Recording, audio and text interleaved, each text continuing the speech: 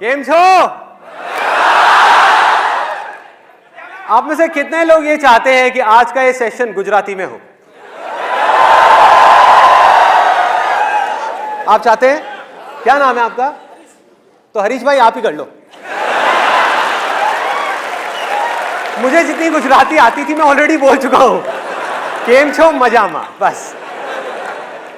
तो आज का ये सेशन शुरू करने से पहले मुझे यहां स्टेज पर 4 वॉलंटियर्स चाहिए। एक मिनट, शांत गदाधारी भीम, शांत। पहले पूरा सुन लो कि करना क्या है। आपको 1 मिनट का टाइम मिलेगा और उस 1 मिनट के अंदर अंदर आपको कुछ भी बोल करके, कुछ भी अजीब अजीब सी हरकतें करके यहाँ पर जो ऑडियंस बैठी है उसको हंसाना है, उनको हंसाना है। अब हाथ उतना ही है, थोड़े कम हुए हैं। हाँ, काफी कम हो गए। भीम ने अपनी गदा डाल दी, बस हो गया काम। आगे और सुन लो, अभी यहाँ पे खत्म नहीं हुआ खेल। आपको यहाँ पर आकर के हंसाना है और एक छोटी सी कंडीशन है उसके अंदर कि आपको कोई संता बंता का जोक नहीं सुनाना, कोई भी जोक नहीं सुनाना, किसी दूसरे का मजाक नहीं उड़ाना, खुद का मजाक उड़ाना है। खुद के फेलियर्स का, खुद की वीकनेसेस का मजाक उड़ाना है यहां पर स्टेज पर आकर के। और उन चारों में से जिसने भी सबसे ज्यादा हंसाया, यहां पर जो लोग बैठे हैं उनको, उसको एक ट्रॉफी मिलेगी।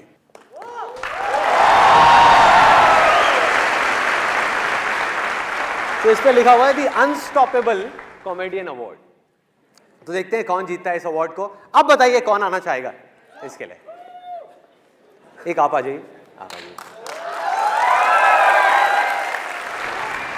मैं गारंटी लेता हूं मैं ऐसा सकता हूं। आप गारंटी देते हो?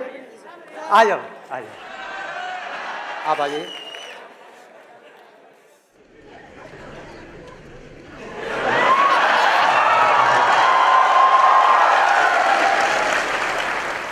ये मेरा डिवोर्स कराएगी। Let's give a big hand for all of them. तो कौन सबसे पहले आना चाहेगा आप चारों में से? You will? Very good, let's give a big hand for. क्या नाम है आपका? Khushboo. Let's give a big hand for Khushboo.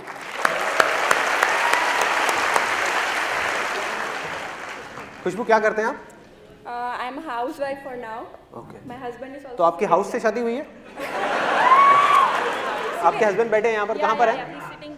Actually he also wanted to come. तो आप तो खुश हो रहे होंगे आज फॉर अ चेंज आपका मजाक नहीं उड़ने वाला, इन्होंने अपना मजाक उड़ाना। रोज घर में आपका ही मजाक उड़ता होगा। जैसे मेरी वाइफ मेरा बड़ा मजाक उड़ाती है, कहती है ये आसान है, आसान है तो ठीक है, ये क्या होता है? कहती है ये क्या है? शाहरुख खान हो?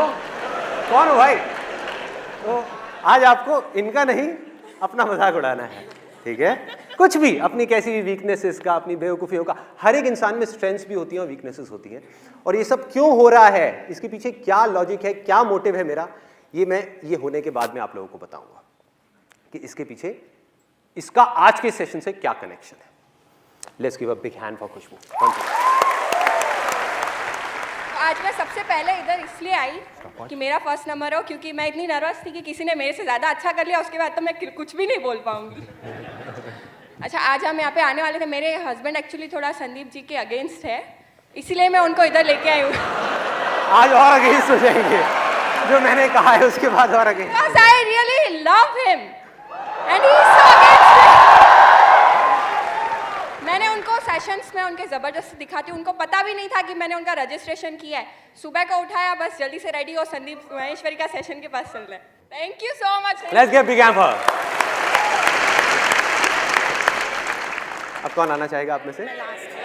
आप लास्ट आना चाहोगे? Guarantee, guarantee. जी, मेरा नाम तेजस रानिंगा है, मैं गांधीधाम कच्छ से हूँ। एक बार मेरे दोस्त है आकाश, मैंने उससे बोला यार मैं एक्टिंग में हाथ आजमाना चाहता हूँ।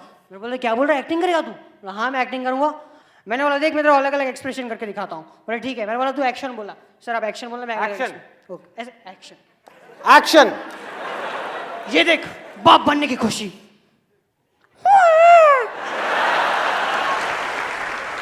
एक और सैड सीन। एक्शन बोलना यार, एक्शन बोल। एक्शन यार, एक्शन। सॉरी भाई, सॉरी। ये देख माँ के जाने का गम, एक्सप्रेशन देखना। ओ जाने वाले क्यों चले गए। वेरी नाइस, बहुत बढ़िया। बहुत बढ़िया। Love you sir. Pack up, spot boy ने पैकअप बोल दिया। अब आप कौन आ रहा है? आप आ रहे हैं, आइए आइए। लाल बटाको, पीड़ू बटाको, शांति, एकदम सीरियस, काळू बटाको, काबरचित्रू बटाको, धोळू बटाको, हसता हसता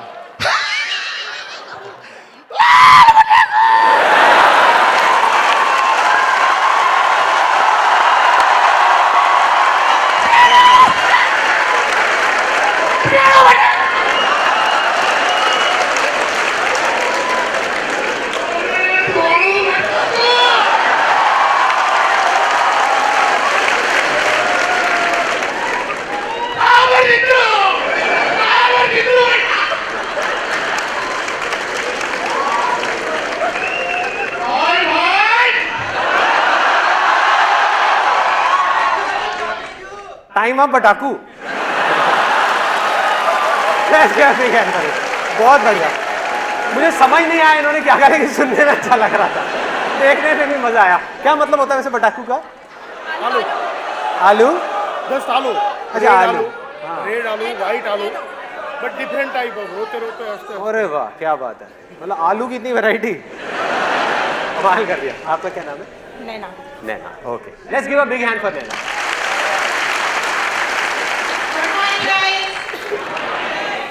एक्चुअली मैं यहाँ पे आप लोगों को हंसाने के लिए स्टेज पे नहीं आई हूँ, मुझे कोई टॉफी नहीं चाहिए, मैं दूसरे पर्पस के हिसाब से स्टेज पे आई हूँ, so sorry for that, but मैं जो यहाँ पे करने आई हूँ, please help me. Thank you madam. चलो let's give a big hand for. इन्होंने आए यहाँ पे ट्राई किया। मेरा नहीं हुआ पूरा अभी तक, just wait। अच्छा है अभी? ओह ओके, पिक्चर अभी बाकी है दोस्त।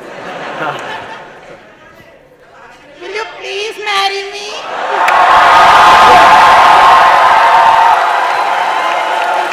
Okay, listen guys, please। ऐसा है कि मेरा डिवोर्स सिर्फ एक बार हो सकता है, क्योंकि मेरी एक बीवी है, वो ऑलरेडी करवा चुकी है, दूसरा होने की कोई गुंजाइश मैं नहीं है। फाइनल करवा रही हूँ। एक बार हो जाए उसके बाद। आसान है भैया, आसान है। बट हक तो बनती है संदीप जी के साथ।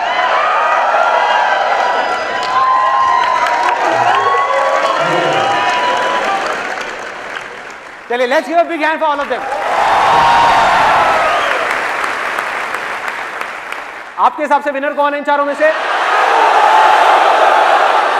वो आपके हिसाब से है, मेरे हिसाब से चारों विनर हैं, चारों विनर हैं, क्योंकि यहां पर आकर के ये करना अपने आप में बहुत बड़ी चीज है।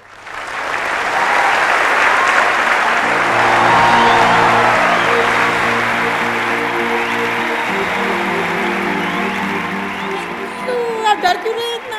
यार पता नहीं अब आप क्या कर दो, पहले आपने प्रपोज कर दिया, फिर हक कर दिया, पता नहीं क्या करोगे, डर तो लगता है ना भाई।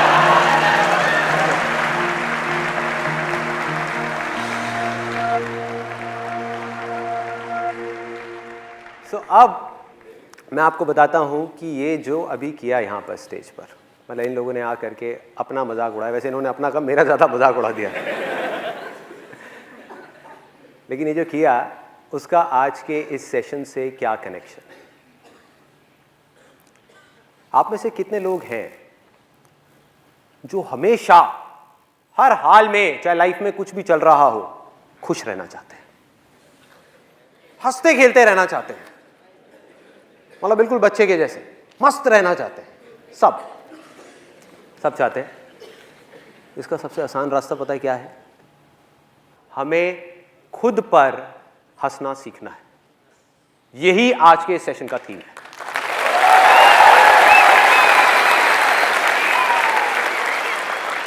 How to learn to laugh at ourselves. क्योंकि दूसरों की वीकनेसेस पर हंसना, दूसरों के फेलियर्स पे हंसना, ये तो पूरी दुनिया करती है। मजा तब है जब हम खुद की वीकनेसेस पर, खुद के फेलियर्स पर दिल खोल करके हंस सके, बिना किसी झिझक के, बिना किसी डर के। सिर्फ दिखाने के लिए नहीं कि अगर एक ग्रुप में खड़े हैं 10 लोगों के साथ में और हमारा मजाक उड़ रहा है तो मुंह पे ऊपर ऊपर तो हंस रहे हैं, अंदर अंदर गालियां दे रहे हैं। ये बोल ले बेटा, तू मुझे बोल, मैं तेरे को बोलूंगा अभी थोड़ी देर बाद। तू मेरी नाक के बारे में बोल, मैं तेरे दांत के बारे में बोलूँगा। तो करना क्या है कि अगर हंस रहे हैं तो खुल के हंस रहे हैं, दिखाने के लिए नहीं, उनके साथ हंस रहे हैं। ऐसा नहीं कि जब उनका मजाक उड़ रहा है तो हम हंस रहे हैं और खुद का उड़ रहा है तो अंदर ही अंदर सीरियस हो रहे हैं। तो ये क्या है और इससे क्या होता है, मैं आपको कोई थियोरेटिकली नहीं बताऊंगा, अपना खुद का एक रियल लाइफ एग्जांपल दूंगा कि मैंने ये चीज़ कब और कैसे सीखी। जब मैं करीबन 8 या 9 साल का था तो स्कूल में अपने फ्रेंड्स के साथ में पकड़म पकड़ाई खेल रहा था। भागते भागते मैं अपने स्कूल के स्टेज पे चढ़ गया। स्टेज पे गया और वहाँ से जा करके मैंने छलांग लगा दी। नीचे कूदा, मैंने देखा नहीं था, वहाँ पर एक कांच की टूटी हुई बॉटल पड़ी थी और वो बॉटल, वो कांच मेरे हाथ में यहाँ पे घुस गया, आर पार हो गया। जिसके बाद से जो हुआ सो हुआ, लेकिन उसके बाद से मेरे यहाँ की एक नर्व पूरी तरह से डेड हो गई। और एक वो दिन है, एक आज का दिन है, मेरी ये जो उंगली है ये मूर्ति नहीं है। आप में से भी शायद कुछ लोगों ने इस चीज़ को नोट करा होगा कि जो लेफ्ट हैंड की मेरी ये फिंगर है ये मूर्ति नहीं है। जैसे ये वाली हैंड की जो फिंगर है इसको मैं ऐसे ऐसे मोड़ सकता हूँ, इसको मैं ऐसे तो कर सकता हूँ, ऐसे नहीं मोड़ सकता। पकड़ करके मोड़ सकता हूँ, अपने आप नहीं मोड़ सकता। तो हुआ क्या, जैसा कि स्कूल्स में होता है कि मेरा जो स्कूल का ग्रुप था, दोस्त थे, उनको तो कोई टॉपिक चाहिए होता है ना, कोई मुर्गा चाहिए होता है। स्कूल में यही होता है सबके साथ में, स्कूल कॉलेज में, कि ग्रुप बना हुआ है, एक को मुर्गा बना लिया और सब उसके पीछे पड़े हुए हैं। तो मेरे स्कूल का मुर्गा मैं था। मेरे स्कूल का जो ग्रुप था उसमें वो मुझे पकड़ते थे। मेरा नाम संदीप से बदल करके मेरे स्कूल में, और ये चीज़ करीबन 12th स्टैंडर्ड तक चली थी, संदीप से बदल करके मेरा नाम हो गया था उंगली। तो उंगली आ रहा है, उंगली आ रहा है, उंगली आ रहा है। कोई मुझे उंगली मार बोलता था, कहता यार तेरे से अच्छा तो उंगली मार डाकू था, उसने औरों की उंगलियों को मारा, तूने खुद की उंगली को मार दिया। तो ऐसी ऐसी तरह तरह की चीज़ें होती थी। एक आपने वो कहावत सुनी होगी कि जब घी सीधी उंगली से ना निकल रहा हो तो उंगली टेढ़ी करनी पड़ती है। तो ग्रुप में जब खड़े होते थे तो सब आपस में पूछते थे, कहते यार ये संदीप क्या करेगा, घी कैसे निकालेगा, वो तो बेचारा रूखी रोटी खाएगा। तो ऐसी ऐसी चीज़ें होती थी। और भी कोई भी टॉपिक चल रहा होता था, कोई भी, मतलब किसी और टॉपिक के बारे में बात हो रही है और सबका हंसने का मन कर रहा है, तो वो घूम फिर के फिर मेरी उंगली पे आ जाते थे। तो उस टाइम पे क्या होता था, 12th स्टैंडर्ड तक मुझे बहुत गुस्सा आता था जब भी कोई मेरा इस तरीके से मजाक उड़ाता था। बाहर बाहर से मैं दिखाने के लिए कई बार हंसता था, लेकिन अंदर ही अंदर मेरी फ्रस्ट्रेशन बढ़ती चली जा रही थी। कई कई बार मेरी लड़ाई हो जाती थी उन लोगों से। वो मुझे एक बोलते थे, मैं उनको 4 बोलता था, और बातों बातों में बहस हो गई, कई कई बार हाथापाई भी हो गई, लड़ाई हो गई, गुस्सा बढ़ता जा रहा है। 12th स्टैंडर्ड पहुँचते पहुँचते मेरी जो फ्रस्ट्रेशन है वो 2 चीज़ों को लेकर के बढ़ गई। एक, ये जो लोग मेरा मजाक उड़ा रहे थे उनसे रिलेटेड, जो भी मेरे दोस्त थे, सो कॉल्ड दोस्त।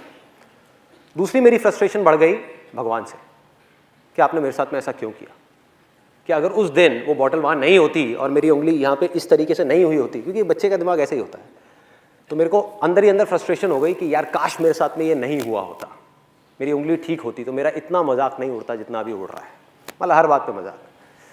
तो ये थी मेरी 12th स्टैंडर्ड तक की लाइफ। उसके बाद में मैं कॉलेज में गया और वहाँ पर मेरा एक दोस्त बना, उसको पोलियो था और वो सीधे तरीके से चल नहीं सकता था, तो उसके पास में हमेशा बैसाखियाँ होती थी जिसके सहारे से वो चलता था।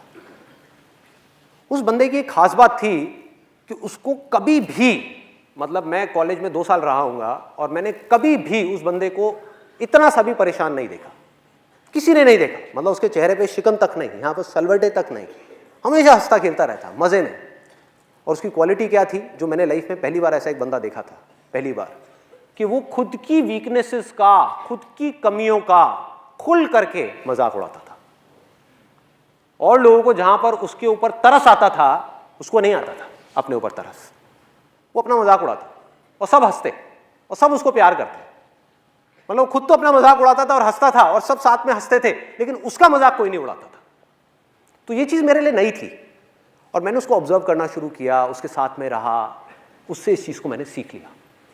इस क्वालिटी को जो उस बंदे के अंदर थी, मैंने कहा कि नहीं, मुझे भी ऐसा ही बनना है, मुझे इस चीज़ को सीखना है कि खुद पर कैसे हंसा जाता है। और इसको मैंने प्रैक्टिस करना शुरू किया। पहले अपना थोड़ा थोड़ा सा मजाक उड़ाया, ये किया वो किया, अपनी वीकनेसेस का, अपनी उंगली का ही मैंने थोड़ा थोड़ा मजाक उड़ाना शुरू कर दिया, थोड़ा थोड़ा। तो मैं बाहर से कोशिश तो कर रहा था मजाक उड़ाने की, लेकिन अंदर ही अंदर उड़ा नहीं पा रहा था। लेकिन इस चीज़ को प्रैक्टिस करते करते कुछ महीने बाद मैं इस चीज़ में परफेक्ट हो गया। मतलब फिर मुझे बिल्कुल भी झिझक नहीं होती थी। और मैं आपको एक अपना एक बहुत ही एम्बैरेसिंग एक्सपीरियंस बताता हूँ लाइफ का, जो अगर पहले वाला संदीप होता, मतलब कि वो स्कूल वाला संदीप, तो वो बैठ करके रोता, चीखता चिल्लाता।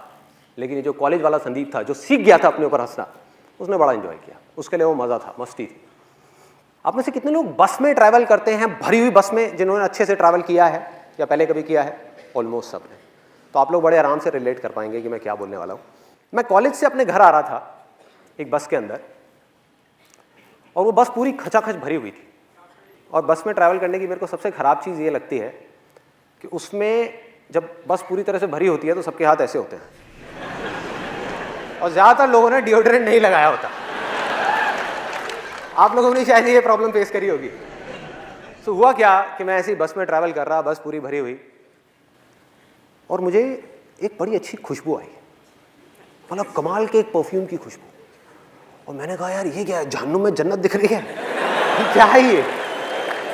मैं मतलब उसमें खो गया, उस खुशबू में। और मैंने अपने दोनों तरफ देखा, मैंने कहा ये कहाँ से आ रही है? तो मैंने पहले इधर देखा, इधर से नहीं थी। उधर देखा तो मेरे पीछे लेफ्ट साइड में एक लड़की खड़ी हुई थी, और उसने परफ्यूम लगाया। ये लड़की के नाम पे वो करने वाली बात। और जैसे मेरी नज़र पड़ी कि ये इस लड़की में से ये परफ्यूम की खुशबू आ रही है, तो मेरे फेस पे हल्की सी स्माइल आ गई।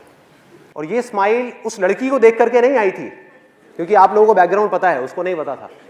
ये स्माइल आई थी उसके परफ्यूम की वजह से, कि मैंने देखा और मैंने कहा कितना अच्छा परफ्यूम है। तो हल्की सी स्माइल आई, लेकिन उस लड़की को ये डाउट हो गया कि मैं उसको छेड़ रहा हूँ, मैं उसमें लाइन मार रहा हूँ। और वो बिल्कुल गुस्से से मेरे को घूरने लग गई, मतलब उसने गुस्से वाली मेरे को लुक दी, और मैंने फटाफट से अपना मुंह नीचे कर लिया। मैंने कहा भाई पिटना नहीं है तो मुंह नीचे कर लो, भीड़ यहाँ पे बहुत है, बहुत मारेंगे सब मिल करके। तो मैं अपना आराम से ऐसे ही खड़ा हुआ। उसके 10-15 मिनट बाद में, गर्मी बहुत ज़्यादा थी, गर्मियों का टाइम था, और मेरे फेस पे पसीना आया। तो मैंने क्या किया, अपनी जेब में हाथ डाला रुमाल निकालने के लिए। अब ध्यान से देखो मेरा हाथ कैसा है, क्योंकि मैं आपको बता चुका हूँ कि मेरी उंगली मुड़ती नहीं है। तो मैं गया, मैंने जा करके अपनी जेब में हाथ डाला, रुमाल निकाला, और जब रुमाल निकाल रहा था तो वो उंगली जा करके उस लड़की के पैर पे टच हो गई। उसके पैर पे टच हो गई। आपने वो कहावत सुनी होगी, कंगाली में आटा गीला। बिल्कुल ऐसे ही कुछ मेरे साथ में हुआ कि पहले ही मेरी पिटने वाली हालत थी, और ऊपर से वो उंगली जा करके उसके पैर पे टच हो गई। मैं रुमाल लेकर के चुपचाप अपने फेस पे आया, और मेरी हालत ख़राब। मैं मन ही मन सोच रहा, मैंने कहा भाई अब क्या करूँ? 2 ऑप्शन है मेरे पास में। एक तो ये है कि पलट करके इसको फटाफट से सॉरी बोल दूँ, लेकिन उसमें एक रिस्क है कि क्या हो अगर उसको पता ही नहीं है कि उंगली मेरी थी इतनी भीड़ में।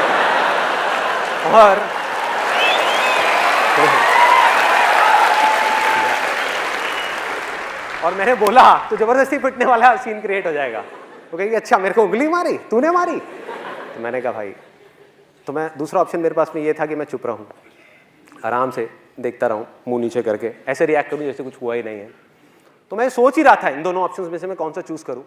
इतनी देर में मेरे यहाँ पर राइट साइड में पीछे से किसी का हाथ आया, मतलब तगड़ा, जैसे सनी देओल का हाथ है ना, 2.5 किलो का हाथ, वो आया यहाँ पे, थड़ थड़ थड़ ऐसे करके। ओए, पीछे से आवाज़ आई, ओए। मैंने पीछे पलट करके देखा, और उस लड़की के साथ में एक लड़का खड़ा हुआ था, बॉडी बिल्डर टाइप का। अभी मुझे याद है उसने ब्लड रेड कलर की टाइट फिट टी शर्ट पहनी हुई थी, और उसके जो डोले थे, मतलब कि उसकी बाइसेप्स, वो ऑलमोस्ट उस टी शर्ट को फाड़ने वाली थी। इतना तगड़ा बंदा वहाँ पे पीछे खड़ा हुआ था। उसकी हाइट होगी करीबन 6-6.25 फीट। तो मैंने उसको पलट करके देखा, और पलटते ही अब मेरे को समझ ही नहीं आया मैं क्या बोलूँ। अब बहुत देर हो चुकी थी, अब सॉरी बोलने वाली स्टेज जा चुकी थी। मैंने कहा हाँ जी। बस मेरा ये बोलने की देर थी, लड़की का गुस्सा और बढ़ गया। कहती हाँ जी, मैं तुझे बताऊँ हाँ जी। एक तो मुझे पहले देख करके हंसता है, उसके बाद में टच करता है, और फिर पलट करके कहता है हाँ जी। तो उल्टा पड़ गया मेरे ऊपर, मतलब जैसे ही मैंने उसको बोला। फिर मैंने उसको समझाया, मैंने कहा जी I am very very sorry. अब मैं आपको किस तरीके से समझाऊं, आप देखो ये जो मेरी 2 उंगलियां हैं, आप देखो इन दोनों की शेप्स में आपको साफ फर्क पता लग जाएगा। मेरी जो उंगली है ये मुड़ती नहीं है, मैंने जानबूझ करके नहीं किया, गलती से हो गया है। तो उसके बाद में उस लड़के ने बड़ा कमाल का डायलॉग बोला, जो उसके साथ में था, मुझे नहीं पता वो उसका क्या था, बट उसने बड़ा सही डायलॉग बोला। कहता ओ हीरो। मैं कहा हाँ जी। और क्या बोलूँ? मैं कहा हाँ जी। कहता है मेरा हाथ दिख रहा है, ये भी अगर एक बार पढ़ना शुरू हो जाए ना तो रुकता नहीं है, जैसे तेरी उंगली मुड़ती नहीं है। तो मैंने कहा भाई आज तो तू गया, आज तो पिटाई होनी पक्की है। फिर उसके बाद में मैंने जितनी मैं कोशिश करता चला जा रहा था उतनी ही गड़बड़ होती चली आ रही थी। और ऐसे में गड़बड़ क्या होती है कि यहाँ तक तो ठीक था, मतलब ये जो लड़का था और ये लड़की थी, इसको तो मैं फिर भी किसी तरह से हैंडल कर लेता। लेकिन ऐसे में क्या होता है, जितनी भी भीड़ होती है वो सब लड़की की तरफ हो जाती है। उनको ये लगता है कि सारे लड़के ही बुरे हैं, और कोई समझने को तैयार नहीं, मतलब किसी को पता ही नहीं कि हुआ क्या है। और वहां पर पीछे एक मूंछों वाले अंकल खड़े थे, वो बोलते कहते ओए शर्म नहीं आती तेरे को, तू लड़की को छेड़ता है, भरी बस में लड़की को छेड़ रहा है। मैं पलटा, मैंने उनके हाथ जोड़े, मैं कहा अंकल जी आज तक मैंने अपनी गर्लफ्रेंड को नहीं छेड़ा, मैं इनकी गर्लफ्रेंड को क्या छेड़ा। मतलब मैं समझाने की कोशिश कर रहा हूं, मैंने कहा एक बार देखो तो सही, देखो तो सही। कहते गंदे गंदे इशारे करता है, चल साइड हो चल। मतलब कोई भी अपनी वाइफ की फ्रस्ट्रेशन, अपनी जॉब की फ्रस्ट्रेशन आकर के मेरे पे निकाल रहे हैं, आकर के ले ले धक्के धक्के देते देते। तो कब मुझे धक्के पड़े और कब मैं बस के आगे तक पहुंचा, कब कंडक्टर ने बस रोकी और मैं बस से उतरा, मुझे पता ही नहीं लगा। सब कुछ अपने आप हो गया, धक्के खाते खाते खाते खाते बीच रास्ते में मुझे बस से निकाल दिया। इनफैक्ट मेरा जो कॉलेज का बैग था वो भी बस में रह गया। और मैं उतरा, और उतर करके अगर वो पहले वाला संदीप होता, वो स्कूल टाइम वाला, तो वो क्या करता, वो रोता, वो जा करके उस भगवान को बोलता, हे भगवान तूने मेरे साथ में क्या किया, मेरी तो कोई गलती भी नहीं थी, ऐसे पिट गया, ऐसे मेरे कपड़े फट गए, ऐसे ये सब हो गया, यही करता। और दूसरी चीज क्या करता, इस एक्सपीरियंस को, ये जो हुआ मेरे साथ में, इसको एक भयानक सपना समझ करके भूलने की कोशिश करता, ये भूल जाओ। और मजे की बात पता है क्या है, आप जितना भी किसी चीज को भूलने की कोशिश करते हो वो चीज उतनी ही याद आती है। हुआ आप लोगों के साथ ऐसा? जितनी कोशिश करता वो अंदर ही अंदर मेरे रह जाता, मतलब बाहर नहीं आ पाता कभी भी। लेकिन ये था पहले वाला संदीप, मतलब कि वो स्कूल वाला संदीप जो अपने कॉलेज के फ्रेंड से नहीं मिला था, लेकिन वो मर चुका था। अब था ये कॉलेज वाला संदीप। मैंने क्या किया, वहाँ से उतरा, मैंने कहा यार बैग तो अंदर रह गया है, लेकिन दोबारा पिटने की मेरी हिम्मत नहीं थी। तो मैंने कहा दोबारा जाना तो बस के अंदर ठीक नहीं है। तो साइड में आया, वहाँ पर आ करके एक पानी की रेडी वाला खड़ा हुआ था, गर्मियों के अंदर वहाँ पे पानी की रेडी वाले खड़े होते हैं, उससे बढ़िया सा नींबू पानी बनवाया, नींबू पानी बनवा करके रोड के साइड में बैठा और हंसने लगा, अपने ऊपर ही हंसने लगा। मतलब अकेले में खुद का मजाक उड़ा रहा था और बार बार सोच रहा, मैंने कहा यार मैंने सॉरी क्यों नहीं बोला। और अपने घर गया, वहाँ जा करके अपनी सिस्टर को एक किस्सा सुनाया। मैं कहा देख भाई मेरे साथ में ऐसी ऐसी चीज़ें हुई हैं। सिस्टर भी बहुत हंसी, कहती भैया तू तो बिल्कुल ही बेवकूफ़ है, बिल्कुल ही पागल है, ये क्या ज़रूरत थी ये सब करने की। मैंने कहा मैंने किया थोड़े, वैसे ही हो गया, मैं क्या करूँ। उसके बाद मैं अपने उन स्कूल फ्रेंड्स के पास में गया, वही जो मेरा बहुत मजाक उड़ाते थे, उनके पास में गया, उनको भी जा करके अपने पूरा किस्सा सुना दिया। और वो भी बहुत हंसे, कहते हमने सही नाम रखा था तेरा, उंगली देख उंगली करी दी ना तूने। कहते तू बाज नहीं आया, पंगे ले ही लिए ना। मैंने कहा हाँ यार क्या करूँ, मैं ऐसा ही हूँ। तो अब फर्क क्या था, क्योंकि मैं खुद पे हंसना सीख चुका था, उस समय नहीं आता था। तो अब वो लोग जैसे ही मेरा मजाक उड़ाते, पहले वो मुझे एक बोलते मैं उनको दो बोलता, अब वो मुझे एक बोलते मैं खुद के बारे में एक चीज और ऐड कर देता। वो कहते हैं हाँ भाई उंगली, मैंने कहा हाँ यार तुम सही कह रहे हो, सही नाम रखा है तुमने मेरा, मैं हूं ही बेवकूफ, मैं हूं ही पागल। तो ये करते करते हुआ क्या, मजे की बात मेरे को अभी भी याद है, उनमें से एक लड़का जो मेरा सबसे ज्यादा मजाक उड़ाता था स्कूल टाइम में, उसने बोला, जब ऐसे ही कुछ देर तक ये चलता रहा, तो उसने बोला, कहता भाई संदीप तू बिल्कुल बदल गया है, तू तो बिल्कुल ही बदल गया है। और उसकी जो टोन थी ना बोलने की, वो खुशी वाली टोन नहीं थी। He was in a state of shock। वो सदमे में था कि भाई ये हुआ क्या इस लड़के को, वो सदमे में था। क्यों? क्योंकि उसकी पावर उसके हाथ से चली गई थी। सोचो किसी के हाथ में बहुत ज्यादा पावर हो और वो एकदम से चली जाए रातों रात, तो क्या होगा, वो कैसे रिएक्ट करेगा, वो शॉक में आ जाएगा ना, कहेगा भाई ये क्या हुआ है, ये हो क्या रहा है। क्योंकि उसकी पावर थी क्या, उसकी पावर थी मेरा गुस्सा। मुझे गुस्सा आता था और वो मुझे गुस्सा दिलाता था। मैं चिढ़ता था, वो मुझे चिढ़ाता था। मैंने चिढ़ना बंद कर दिया, अब वो किसको चिढ़ाएगा। सोचो, उसकी पावर गायब, उसके जोक्स फेल, पूरी तरह से फेल। मतलब वो कुछ भी कोशिश करता हुआ फेल, किसी को हंसी नहीं आती। उसके बाद में जो मैं अपने बारे में बोलता हूं उसमें ज्यादा हंसी आती। तो ये मेरा लाइफ का छोटा सा मैंने आपको एक्सपीरियंस बताया कि किस तरह से अगर हम अपने अंदर एक इतना छोटा सा चेंज लेकर के आ जाए तो किस तरह से हमारी लाइफ एक बिल्कुल ही अलग डायरेक्शन पे निकल जाती है। सोचो मेरे अंदर का गुस्सा मर गया, फ्रस्ट्रेशन गायब हो गई, दुख गायब हो गया, क्योंकि अब मुझे हंसने के लिए किसी और की जरूरत नहीं थी, टीवी देखने की जरूरत नहीं थी। इस तरह का कोई भी जोक क्रैक करने में चाहे कितने भी लोग बैठे हो, चाहे 10 लोग बैठे हो, चाहे 10,000 लोग बैठे हो, मुझे 1% भी दिक्कत नहीं होती। हुआ क्या है कि आज मुझे अच्छे तरीके से समझ आ चुका है कि मैं चाहे कैसा भी जोक क्रैक करूं यहां पर, कैसा भी, अच्छा हो या बुरा हो, एक चीज गारंटीड है, आप लोगों ने हंसना ही हंसना है।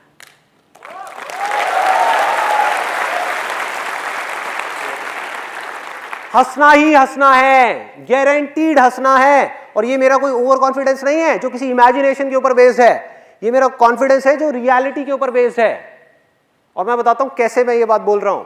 मैंने कोई जोक क्रैक किया या कुछ बोला यहां पर आकर के, अगर आपको जोक समझ आ गया तो आप क्या करोगे? हंसोगे, उस जोक के ऊपर ठहाके मार मार के हंसोगे, खुल के हंसोगे। और अगर वो जोक समझ नहीं आया तो क्या होगा? तब भी आप हंसोगे। फर्क ये है कि आप मन ही मन मेरे जोक के ऊपर नहीं, मुझ पर हंसोगे कि कितना बेवकूफ आदमी है, ये तो पागल है बिल्कुल ही। मन ही मन आप हंसे ना, तो हुआ वो जो मैं चाहता था। मेरा मकसद क्या था?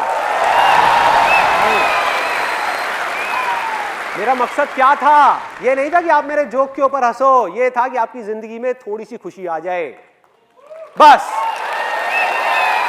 अब इससे क्या फर्क पड़ता है कि आप मेरे जोक के ऊपर हंसो या मुझ पर हंसो? क्या फर्क पड़ता है? हाँ, या मेरी बेवकूफियों पे हंसो, या मेरे फेलियर्स पे हंसो, या मेरी वीकनेसेस पे हंसो। होता क्या है, जब हम धीरे धीरे इस रास्ते पे चलते हैं तो वो दिन दूर नहीं है जब सिर्फ हम अपनी छोटी छोटी वीकनेसेस का मजाक नहीं उड़ाते, बल्कि बड़े से बड़े फेलियर का भी मजाक उड़ा सकते हैं। बड़े से बड़े फेलियर का सोचो, ये क्या है? एक प्रॉब्लम है जिसके बारे में मैंने अपने लास्ट लाइफ चेंजिंग सेमिनार में बात करी थी। One of the biggest fears in the world, मतलब इस दुनिया में जितने भी डर हैं आपकी लाइफ में, उनमें से सबसे बड़े डरों में से एक वो था, सबसे बड़ा रोग क्या है? आप में से इतने सारे लोग यहां पर बैठे हुए हैं और मैं गारंटी के साथ कह सकता हूं कि जो आप कर सकते हैं, मतलब कि जो आपका पोटेंशियल है, आपको पता है अंदर से कि मैं ये कर सकता हूं, आप करना चाहते हैं फिर भी नहीं कर रहे। क्यों? क्योंकि अंदर ही अंदर बहुत गहराई में एक्सक्यूजेस दे रहे हो कि मैं इस वजह से नहीं कर रहा, उस वजह से नहीं कर रहा। रीजन कुछ और है। रीजन क्या है कि अंदर ही अंदर कहीं ना कहीं एक डर बैठा हुआ है कि यार मैं सक्सेसफुल हो गया तो बढ़िया है, अगर फेल हो गया तो मेरा कितना मजाक उड़ेगा। ये आता है अंदर से, ये डर हमको आगे बढ़ने से रोकता है, सबको रोकता है। किसी के अंदर कम है, किसी के अंदर ज्यादा है, सबके अंदर होता है ये डर। तो धीरे धीरे अगर आपने इसको प्रैक्टिस करना शुरू किया, अपने ऊपर हंसना शुरू किया, तो वो दिन दूर नहीं है भैया जब ये डर पूरी तरह से आपके अंदर से निकल जाएगा। आपको रत्ती भर भी फर्क नहीं पड़ेगा कि वो लोग आपके बारे में क्या सोचते हैं, क्या बोलते हैं, क्या कहते हैं। जिसका जो काम है उसने वही करना है। आप कुछ अच्छे से अच्छा भी कर लो ना लाइफ में, आप जा करके हिमालय के ऊपर जा करके झंडे गाड़ दो माउंट एवरेस्ट के ऊपर, तब भी जिसने आपके ऊपर हंसना है वो हंसेगा, वो कहेगा देखो पागल है, कहां पहुंच गया। तो क्या जरूरत थी? तो कहेगा ये कोई काम है करने वाला? घर पे बैठो, टीवी देखो, खाओ पियो, मस्त रहो, क्या जरूरत है कुछ करने की? तो जिसने मजाक उड़ाना है, जिसका बेसिक नेचर है नेगेटिव चीजों को देखने का, वो नेगेटिव ही देखेगा भाई। तो फर्क क्या पड़ता है? और ये एक छोटी सी क्वालिटी है जो आप उन सब लोगों में देखोगे इस पूरे दुनिया में, जो भी लोग अपनी जिंदगी को खुल करके जी रहे हैं, चाहे कोई भी हो, उन्हें इतना सा भी फर्क नहीं पड़ता कि दुनिया उनके बारे में क्या सोचती है, क्या बोलती है। It does not make any difference to them. तो जीना है तो क्या करना है? खुल के जीना है और खुद पर हंसना है।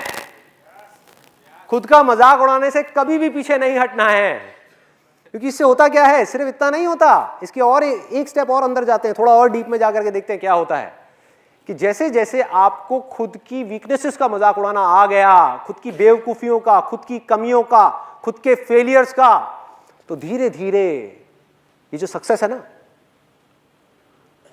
सक्सेस जो हमको मिलती है, हम उसका भी मजाक उड़ा पाएंगे। अपनी सक्सेस का, किसी और की सक्सेस का नहीं।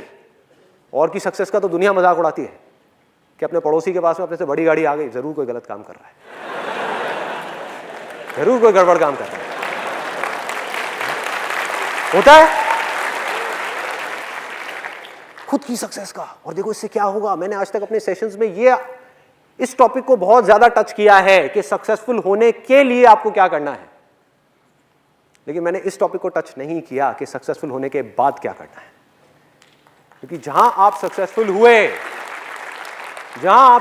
हुए, आपके पास में, आपकी फील्ड में आपका नाम हुआ, आपके पास में पैसा आया, आपके पास में पावर आई, तो आप चाहो ना चाहो उस सक्सेस ने आपके दिमाग पर चढ़ना ही चढ़ना है, गारंटीड चढ़ना है। आपके अंदर अहंकार आना ही आना है, आपकी ईगो ने बढ़ना ही बढ़ना है, और जिसके अंदर अहंकार आया, जिसके अंदर ईगो आई, वो अंधा अकड़ गया। जो भी अकड़ा समझो वो मर गया। क्या होता है ऐसे लोगों के साथ में? उनके अंदर का बच्चा मर जाता है। जहां ये सक्सेस, जब तक कि ये हमारे पैर की जूती पे है तब तक ठीक है, जहां ये सर पे चढ़ी, गड़बड़ शुरू। आप खुल करके वो कर ही नहीं पाओगे जो आप करना चाहते हो। ईगो बढ़ती चली जाएगी, अकड़ बढ़ती चली जाएगी। पता कैसे लगेगा आपको ये चीज़ हो रही है?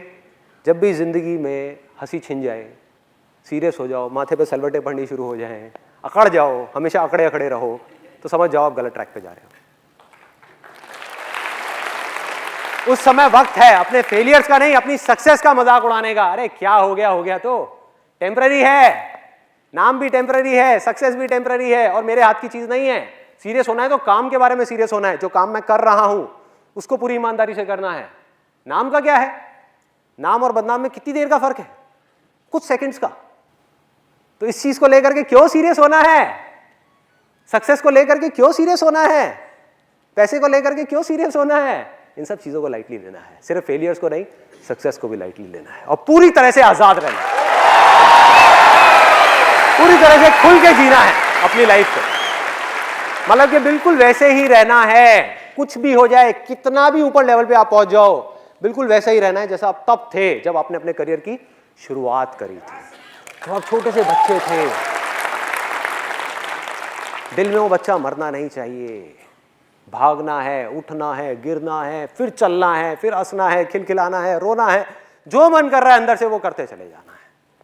मतलब कि दिमाग होना चाहिए बुद्ध के जैसा, और दिल होना चाहिए एक छोटे से बच्चे के जैसा।